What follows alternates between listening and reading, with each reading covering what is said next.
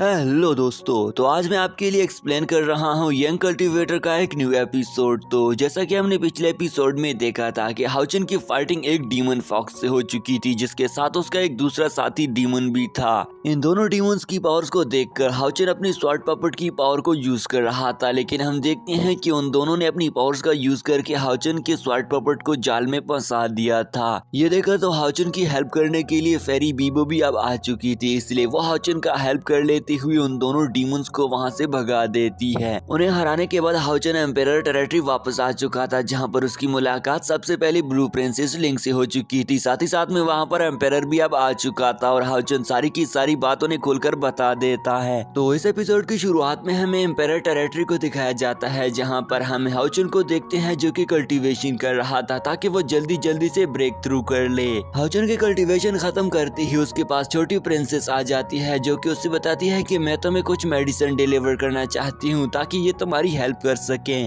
छोटी प्रिंसेस उसके सामने 3 टाइप्स के मेडिसिन एक्सिलियर पेश करती है, जिन्हें देखकर तो हाउचन काफी ज्यादा एक्साइटेड हो चुका था कि एक नहीं, दो नहीं, बल्कि 3 एक्सिलियर्स। सबसे पहले छोटी प्रिंसेस उसे किरियन ब्लड गैंसिंग दिखाती है, जिसे देखकर हाउचन तो काफी ज्यादा एक्साइट दिख रहा था। उसके बाद वो उसे वर्मिलियन फेरी फ्रूट भी दिखाती है, जिसके ऊपर फेरी अभी उड़ी भी जा रही थी, जो कि हाउचन की अब और भी ज्यादा हेल्प कर सकती थी। तीसरे नंबर पर वो उसे 9 लीफ गैलेक्सी फ्लावर दिखाती है। हाउचन उन तीनों को देखकर कहता है कि मुझे तो ये नशा आवर एक्सिलियर ही दिख रहे हैं, लेकिन वो बिना सोचे समझे ही उसे अपने पास रख लेता है। तभी यहाँ पर छोटी प्रिंसेस उससे पूछती है कि मैंने सुना है कि तुम पर डीमंस ने हमला कर दिया था। हाउचन उससे बताता है कि हाँ, उन्होंने मुझ पर हमला कर दिया था, लेकिन वो खुद ही एस्केप हो गए। जिस पर प्रिंस कहती है कि ये लोग अभी इस मर्तबा सक्सेसफुल नहीं हो चुके हैं, इसलिए वो फिर से हमला करने जरूर आएंगे। जिस पर हाउचन कहता है कि मैं कोशिश कर रहा हूँ कि मैं जल्द अज जल्द ब्रेक थ्रू कर लूँ, तो जब मैं ब्रेक थ्रू कर लूंगा तो इसके बाद मैं इन सभी को एस्केप होने भी नहीं दूंगा, और तुम देख लेना कि मैं इन डीमंस को हरा दूंगा, तो इनकी हिम्मत भी नहीं होगी कि वो फिर से हमला करने आएंगे। छोटी प्रिंसेस उठ खड़ा होकर हाउचन को बताती है कि कुछ दिनों में इमोर्टल सेक्ट ऑफ इंपीरियल से कुछ फिजिशियन आ रहे हैं। जिस पर हाउचन पूछता है कि वो कौन है। वो उसे बताती है कि physician ice soul sword master गु आ रहे हैं, जिसे सुनकर हाउचन कुछ निराशा हो गया था, क्योंकि उसके माइंड में चल रहा था कि अंकल यू युआनजी आएंगे।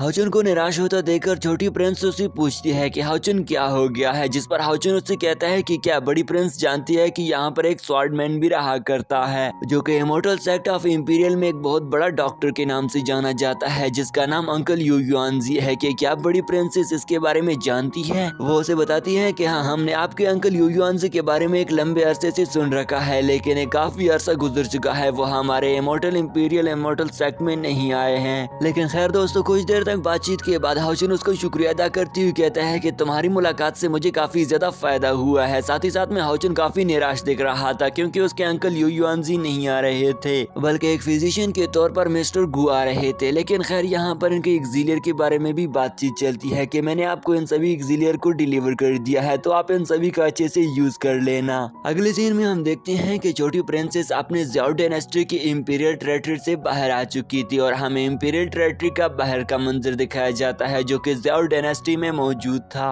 अगले ही पल हम देखते हैं कि इंपीरियल टेरिटरी में टियानी इमोर्टल सेक्ट से आइस स्वॉर्ड फिजिशियन यानी कि मिसेस गु आ जाती है, जो कि अपने बीस्ट पर सवार होकर आई थी, और उसका अच्छे तरीके से इस्तकबाल भी किया जाता है। वो सभी उसका अच्छे से इस्तकबाल करती हुई उसे अपने साथ आगे रवाना कर देते हैं। कि तभी यहाँ पर छोटा प्रिंसेस अपनी छोटी प्रिंसेस से बोल रहा था कि क्या यही है आइस सोल स्वॉर्ड मास्टर। जिस पर वो बताती है कि हाँ, यही है वही मास्टर जो कि आइस स्वॉर्ड मास्टर्स कहलाती हैं, जो कि एक बहुत ही ग्रेट फिजिशियन है। साथ ही साथ में वो टियानी इमोर्टल सेक्ट की एक ग्रेट फिजिशियन कहलाती है। आगे जाते हुए धीरे धीरे करते हुए मिसेस गु भी इनकी बातें को सुने जा रही थी, लेकिन खैर वो इस पर कुछ रिएक्ट नहीं करती, और अगली ही पल हम देखते हैं कि वो इंपीरियल टेरिटरी के उस हाल में एंटर हो ही जाती हैं। अंदर जाने पर वो उसे बताया जाता है कि ये है आपकी रहने की जगह, जिसे खूबसूरत अंदाज में सजाया गया था। यहाँ पर वो प्रिंसेस बोल रही थी कि इस जगह में आप रहेंगी। मिसेस गियो ने बताती है कि टूरिज्म कॉन्फ्रेंस में 3 दिन बाकी है, इसलिए मैं जिस टाइम तक यहाँ पर रहूँ आप सभी लोगों को अंडरस्टैंडिंग होनी चाहिए, ताकि कोई भी यहाँ पर ऐसे वैसे ना आया जाया करे, क्योंकि मैं एक ग्रेट इमोर्टल फिजिशियन हूँ और मैं चाहती हूँ कि मुझे कोई डिस्टर्ब ना करे, इसलिए 3 दिन तक मैं यहाँ पर अच्छे से आराम करना चाहती हूँ।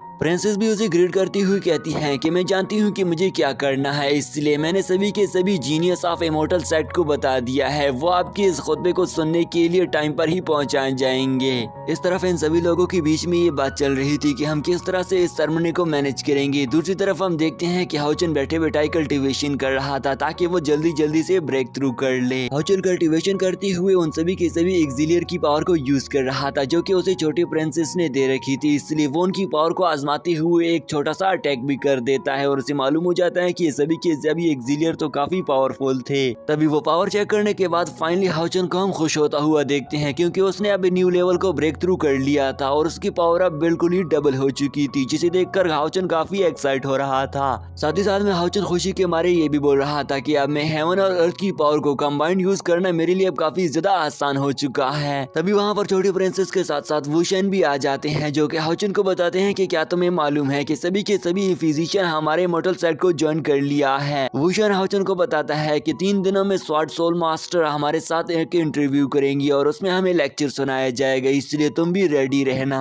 साथ ही साथ में वुशन उसे ये भी बता रहा था कि इस लेक्चर के बाद बहुत सारे टैलेंटेड स्टूडेंट को भी सिलेक्ट किया जाएगा जिनको वो अपने सरबराही में रखा करेंगी। ये सुनकर हाउचन मन ही मन में सोचता है कि ये तो मेरे लिए एक बहुत ही बड़ी सी अपॉर्चुनिटी साबित हो सकती है। साथ ही साथ में छोटी प्रिंसेस उसे बताती है कि बहुत सारे इमॉर्टल्स यहाँ आए हुए हैं और उन्हें असाइनमेंट भी दिए जाएंगे। वो उसे ये भी बताती है कि वो असाइनमेंट उन स्टूडेंट को दिए जाएंगे जिनको सेलेक्ट किया जाएगा, इसलिए उन सभी लोगों में से जिन स्टूडेंट ने इस टेस्ट को पास कर लिया तो वही उन सबों को सेलेक्ट किया जाएगा। हाउचन पूछता है कि क्या तुम्हें मालूम है कि ये किस किस्म का टेस्ट हो सकता है, जिस पर वो बताती है कि हमें इसमें अंडरस्टैंडिंग करना होगी जिसमें हमें सीक्रेट स्किल यानी कि स्वॉर्डमैनशिप के बारे में इल्म होना जरूरी है। साथ ही साथ में वो हाउचन को ये भी बोल रहे थे कि तुम्हें 3 दिन में जरूर आना पड़ेगा, जिस पर हाउचन ने भी अब हाँ कर दी थी। अगली सीन में हमें ज़ेरो डायनेस्टी के टॉयस्ट प्लेटफॉर्म को दिखाया जाता है जहाँ पर वो सभी के सभी भी अब पहुंच चुके थे। साथ ही साथ में हाउचन भी उनकी सरबराही करते हुए पहुंचा चुका था। वहाँ पर हमें दिखाया जाता है कि एक एक करते हुए बाकी सभी साइड के लोग भी एक एक करते आते जा रहे थे जो कि आइस स्वॉर्ड मास्टर यानी कि मिसेस गू के बारे में यही बातें कर रहे थे कि हाउस को किस किस्म का हमें लेक्चर दिया जाएगा। फाइनली हम देखते हैं कि हाउचन भी अपनी टीम की सरबराही करते हुए वहां पर अब पहुंचा चुका था, जहां पर हम देखते हैं कि छोटी प्रिंसेस बोल रही थी कि यहाँ पर तो बहुत सारे स्टैंड्स हैं। वैसा इसलिए बोल रही थी क्योंकि उन्हें पता नहीं चल रहा था कि हम कौन सी जगह पर जाएंगे और हमारा कौन सा स्टैंड होगा, जिस पर दूसरे पास खड़ी हुई प्रिंस बोलती है कि हमें वहां पर फ्रंट में जाना पड़ेगा। वुशन भी हर बात में बोलता रहता है, इसलिए वो भी बोलता है कि हाँ ये हो सकता है कि हमें फ्रंट में जगह दिया गया हो क्योंकि हम काफी ज्यादा टैलेंटेड डिसाइपल्स हैं। वो हर वक्त ही ऐसा बोलता रहता है। साथ ही साथ में वो हाउचन का बहुत ही बड़ा अच्छा दोस्त भी बन चुका था, इसलिए वो हाउचन के साथ हमेशा हमेशा के लिए रहना चाहता था और उसे सीखना भी चाहता था। अगली ही पल जीशाओ भी अपनी टीम समेत वहां पर पहुंचा चुका था, जिस पर वो हाउचन को देखकर उसे ग्रीट करता है। साथ में हाउचन भी उसे ग्रीट कर देता है। अगली ही पल एल्डर केन भी अपने साथियों समेत वहां पर पहुंचा गया था और हम देखते हैं कि अचानक से वहां पर उर्द गिर्द का मंजर दिखाया जाता है और कुछ डिसाइपल अंदर जाने की कोशिश करते हैं, लेकिन वो शील्ड से टकरा कर ही नीचे गिरा जाते हैं। उनके टकराने के बाद उन्हें समझ आ जाते हैं कि इन सभी लोगों के लिए यहाँ से पार करना मुश्किल हो जाएगा, लेकिन वही सभी के सभी जीनियस लोग ही इस जगह को एंटर कर सकते हैं जिनके पास स्पिरिचुअल बॉडीज की पावर्स होंगी और वही इजीली से पार कर सकते हैं। दरअसल दोस्तों, जिस जगह के अंदर मिसेस गू, जिसके अंदर आइस स्वॉर्ड मैन की पावर मौजूद थी, इस जगह के अंदर सिर्फ और सिर्फ वही लोग ही एंटर कर सकते थे जिनके पास स्पिरिचुअल बॉडीज की पावर यानी कि वो जीनियस हो पहले से, वही इजीली से पार कर सकते हैं। इस तरफ हम हाउचन और उसके बाकी साथियों को देखते हैं जिन्होंने इजीली उस बैरियर को पार कर लिया था और वो अब अंदर आ ही चुके थे। इस तरफ ये दोनों डिसाइपल जो कि मार खाकर नीचे गिर पड़ गए थे बोल रहे थे कि ऐसा कैसे हो सकता है, क्या छोटी प्रिंसेस, फर्स्ट प्रिंसेस, थर्ड और सेकंड प्रिंसेस के साथ साथ ये सभी के सभी लोगों के पास सभी क्वालिफिकेशन है जिसलिए ये सब पार हो चुके हैं। हाउचन और उसके बाकी सभी साथी बड़े मजे के साथ उस जगह के अंदर धीरे धीरे करके एंटर आगे हो ही जा रहे थे। साथ ही साथ में बाकी सभी लोग जो कि एंटर होने की काबिलियत नहीं रखते थे वो बाहर खड़े हुए देखे जा रहे थे कि आखिर अंदर क्या हो रहा है। अब हम उन सभी को एक एक करके देखते हैं जिन्होंने अपनी पोजीशन देख ली थी और वो सभी के सभी अपनी ही जगहों पर बैठना शुरू कर देते हैं, जिनमें से सबसे पहले हाउचन बैठ जाता है। बाद में प्रिंसेस भी बैठ चुकी थी। बाहर खड़े लोग उन सभी लोगों को देखे जा रहे थे जिन पर साथ ही साथ में वो ये भी बोल रहे थे कि क्या छोटी प्रिंसेस तो अब बैठ चुकी हैं, साथ में बड़ी प्रिंसेस के बाद अब आगे किसका नंबर आने वाला है। जिस पर पास में खड़ी हुई दूसरी लड़की बोल रही थी कि मैंने सुन रहा है कि ये सभी के सभी लोग बड़ी प्रिंसेस के दोस्त हैं। साथ ही साथ में वो हाउचन के बारे में बात कर रहे थे कि ये उनके सबसे बेस्ट दोस्त लग रहे हैं। इसी सस्पेंस पर दोस्तों यही एपिसोड यहीं पर एंड हो जाता है कि आगे क्या होने वाला है। तो अगर आप सभी दोस्त इसका नेक्स्ट एपिसोड देखना चाहते हैं तो कमेंट सेक्शन में जरूर बताएं ताकि मैं आप सभी दोस्तों के लिए जल्द से जल्द नेक्स्ट सीजन अपलोड कर दूं। और हाँ दोस्तों, आज मैं आपके लिए एक बहुत ही जबरदस्त सीरीज जिसका नाम है लेजेंडरी ओवरलॉर्ड का सीजन 3 एक्सप्लेन कर रहा हूँ, जिसे एक्सप्लेनर अली ओमेगा के चैनल पर आप सभी दोस्तों ने पहले देख रखा होगा, लेकिन सीजन 2 तक। तो आज मैं इस चैनल पर उसका सीजन 3 भी अपलोड कर रहा हूँ, इसलिए इस एपिसोड को देखने के बाद आप सभी दोस्त उसको भी चेकआउट कर सकते हैं। तब तक के लिए अल्लाह हाफिज।